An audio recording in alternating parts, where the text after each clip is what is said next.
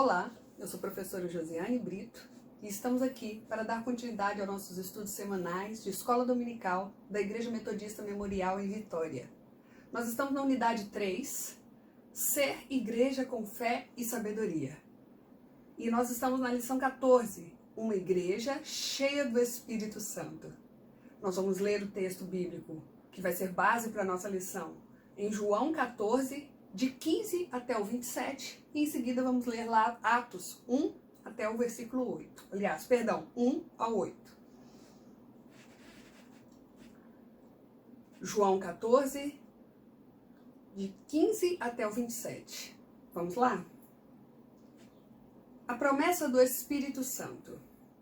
Se me amais, guardareis os meus mandamentos. Eu rogarei ao Pai, e ele vos dará outro Consolador, para que esteja convosco para sempre. O Espírito da verdade, que o mundo não pôde receber, porque não o vê e nem o conhece. Mas vós conheceis, pois habita convosco e estará em vós. Não vos deixarei órfãos, virei para vós. Ainda um pouco e o mundo não me verá mais, mas vós me vereis, porque eu vivo, vós também vivereis. Naquele dia, conhecereis que eu estou em meu Pai, e vós em mim, e eu em vós. Aquele que tem os meus mandamentos e os guarda, esse é o que me ama. E quem me ama será amado do meu Pai, e eu também o amarei e me manifestarei a ele. Disse-lhe Judas, não o Iscariotes: Senhor, por que pretendes manifestar-te a nós e não ao mundo? E respondeu-lhe Jesus: Se alguém me amar, guardará a minha palavra. Meu Pai o amará, e viveremos nele, e faremos nele morada. Quem não me ama, não guarda as minhas palavras. Essa palavra que ouvis não é minha, mas do meu Pai que me enviou. Tenho-vos dito isto, estando convosco. Mas o Consolador, o Espírito Santo que o Pai enviará em meu nome, ele vos ensinará todas as coisas, e vos fará lembrar de tudo o que vos tenho dito. Deixo-vos a paz. A minha paz vos dou. Não vos la dou como o mundo a dá.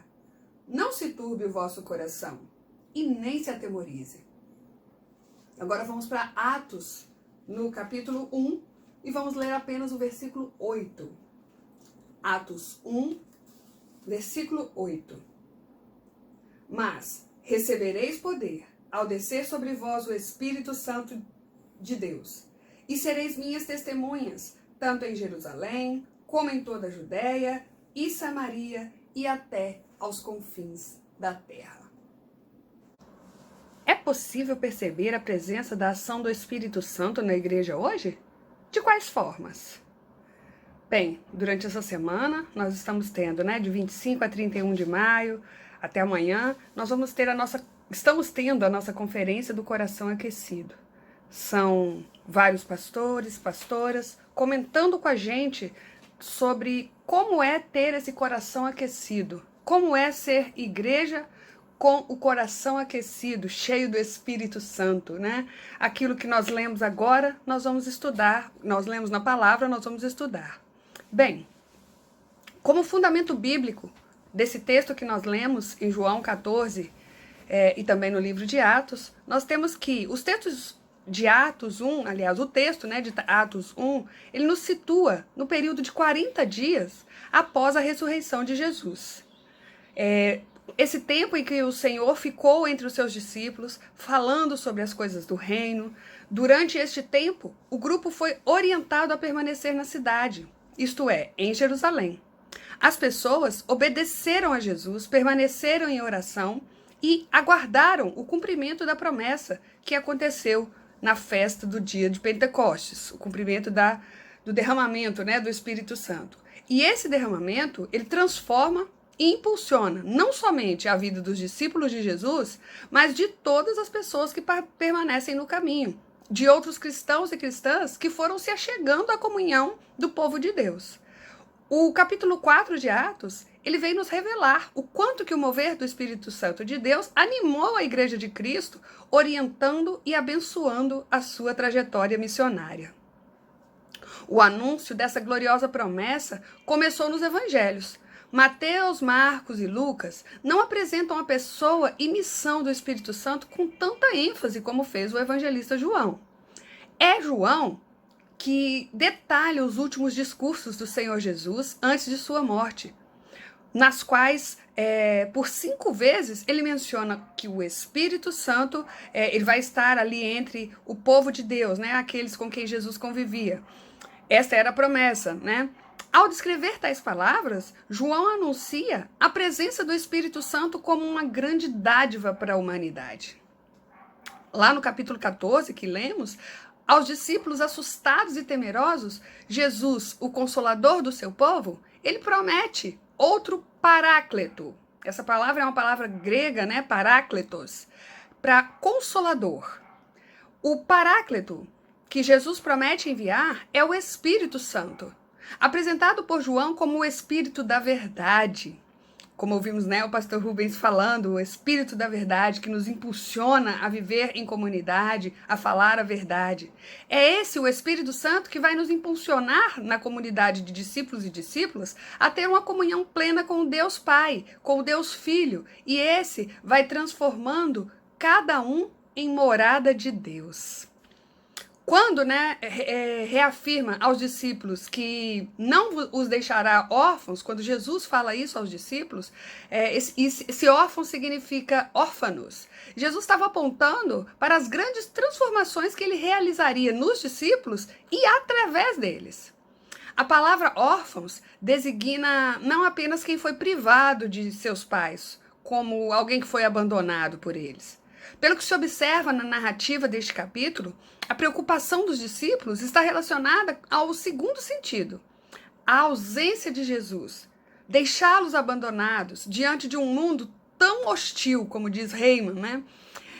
Jesus então promete aos seus discípulos que eles não vão ficar abandonados. Aliás, Deus fala isso com a gente, né? Desde o início da sua palavra, não vos deixarei só, não temas, pois estou sempre contigo, sempre do teu lado. Jesus mostrou uma missão do Espírito Santo. Mas o Consolador, o Espírito Santo que o Pai enviará em meu nome, esse ensinará a vocês todas as coisas e fará com que se lembrem de tudo o que eu lhes disse. Vemos assim que o derramamento do Espírito é o início da missão dos apóstolos para que Cristo fosse levado aos outros e o seu corpo fosse então formado. Essa seria a maneira de Cristo reinar em outros lugares e não somente em Israel. É no cumprimento dessa missão que os apóstolos estariam revestidos de poder, segundo Kans, né? A missão era a de testemunha. Do grego a gente fala que é martíria, alguém convocado para relatar aquilo que viu em relação ao que está sendo julgado. A testemunha, ela deveria estar disposta a garantir a verdade com a própria vida. Daí a expressão Marte, né, na nossa linguagem, como diz o bispo Lockman. Assim sendo, só o poder e o revestimento do Espírito Santo é que poderiam dar coragem necessária para essa tarefa. Trazendo para os nossos dias, como palavra que ilumina a nossa vida. Com a formação da igreja, depois da experiência do Pentecostes, lá em Atos, né, nós vemos isso no decorrer do livro, o Espírito Santo passa a se manifestar nela, na igreja e por meio da igreja. Ele age em continuidade ao ministério iniciado por Jesus Cristo. E algumas de suas intenções neste propósito são capacitar a igreja na missão de anunciar o evangelho da salvação. Quando Jesus, né, ordena, vá por todo mundo e pregue o evangelho a toda criatura. Está escrito lá em Marcos, né? No poder do Espírito, os discípulos e discípulas de Jesus cumpriram essa missão, anunciando a obra de Cristo e a salvação. Essa também é a nossa missão como igreja, proclamar que Jesus Cristo é o Senhor e Salvador. Certamente teremos êxito se nossa vida estiver totalmente aberta ao mover do Espírito. Se permitirmos que Ele nos guie a toda a verdade se revelará por meio de nós e o nome de Cristo há de ser exaltado pela minha vida e pela sua vida, meu irmão. Uma igreja cheia do Espírito, ela é impulsionada a testemunhar e a falar da maravilhosa graça de Deus que é revelada em Jesus Cristo. Uma segunda forma é convencer e purificar a igreja de Cristo de suas impurezas. Por vezes, nos deparamos com a tentação de nos acomodar, de nos omitir do anúncio do Evangelho. Uma das causas para isso é o envolvimento maior com as coisas deste mundo, enquanto a vida espiritual vai sendo prejudicada. Quando isso acontece, certamente o pecado encontra um lugar em nós. Na ausência dos frutos do Espírito, as obras da carne é que imperam. Muitas vezes, nós temos a impressão de que o Espírito Santo não sopra mais nas nossas comunidades, né? Segundo Tilbert. E, por vezes, nós lamentamos isso, mas não paramos para pensar no porquê desse silêncio. Será que não é porque ficamos indiferentes ao seu chamado diante das prioridades que nós temos na vida? O pecado nos afasta de Deus e nos leva a falhar como discípulos e discípulas de Cristo. O Espírito Santo nos ajuda a renunciar o que não nos convém, e é Ele quem nos purifica de toda a impureza. Santificar a igreja. Bem, na teologia wesleyana, a santidade é um processo. Isso nos traz a ideia de continuidade. Quem escolhe viver com Deus e se assemelha a Ele, assume tal compromisso. O apóstolo Pedro, na sua primeira carta, ele nos orienta a isso. Segundo é santo aquele que vos chamou, tornai-vos santos também vós mesmos e em todo o vosso procedimento. O exercício da santidade, ele nos leva à prática do amor e à maturidade cristã. Neste exercício, a presença do Espírito Santo é fundamental. É Ele que nos capacita a viver em santidade neste mundo.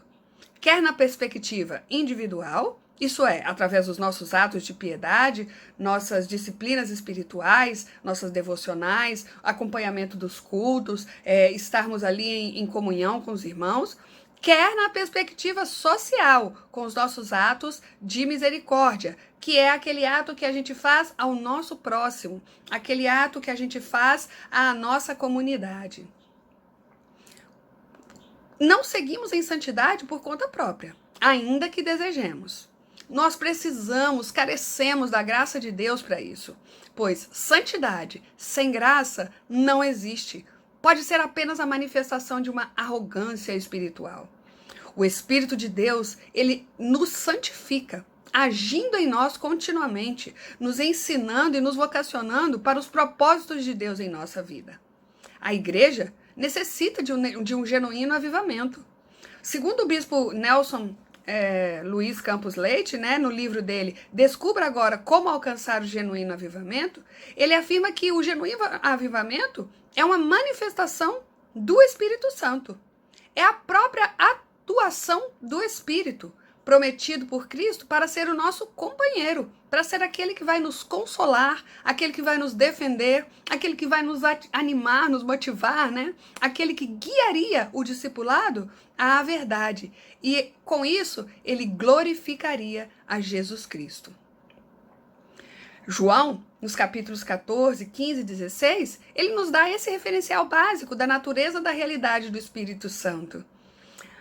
No livro de Atos, nós testificamos o nascer e a vivência da comunidade apostólica, aquele novo Israel, a igreja de Deus, através da vida que ela é gerada pela dinâmica do Espírito. Paulo, em Romanos 8, nos versículos de 9 a 11, ele nos fala do vivificar pelo Espírito. Este mesmo Espírito é o agente divino e genuíno avivamento junto aos cristãos da igreja, da história e de todo o universo da obra divina. E o que a gente conclui com isso? A gente conclui que uma igreja cheia do Espírito Santo, ela resiste às perseguições e tentações diárias. Ela é uma igreja comprometida, pois ela guarda os seus mandamentos. E ela é comprometida com pessoas, porque guarda os mandamentos de testemunhar a pessoa de Cristo ao mundo. Ela é também comprometida com a realidade à sua volta, pois num mundo sem a presença do Espírito, ainda permanece sob o domínio do medo e não da paz. Para transformar isso, a igreja movida pelo Espírito, ela crê, anuncia, denuncia, cultua, serve, testemunha a graça divina. Assim como estamos fazendo agora, mesmo com os nossos templos fechados, estamos com a nossa missão sendo feita, evangelizando, falando do amor, no projeto Eu Mais Um, né, que a pastora nos falou. Com isso, meus irmãos e minhas irmãs, eu deixo para vocês aqui uma leitura para toda a semana, de hoje até o próximo sábado, para que você possa refletir, para que você possa orar e entender que você é cheio do Espírito Santo para falar do amor de Jesus a todas as pessoas. Então nós vamos orar, agradecer a Deus por este momento de aprendizagem. Senhor Deus, passamos aqui momentos na Tua presença, porque Tu és o nosso Deus, o nosso Pai, o nosso santo e admirável Criador. Estamos aqui, Senhor Deus, muito gratos pelo Teu mover na nossa vida através do Teu Espírito Santo. Obrigada pela Tua promessa de estar conosco em todo o tempo.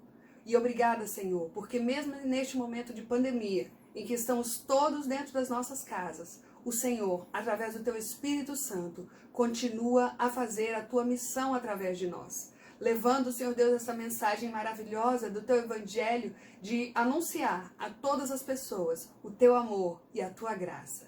Obrigada, Deus, porque somos essa igreja cheia do Espírito Santo para manifestar essa Tua gloriosa mensagem. Fica conosco, opera mesmo através de nós e obrigada pelo Teu agir. É no nome do Teu Filho amado Jesus Cristo que nós oramos. Amém.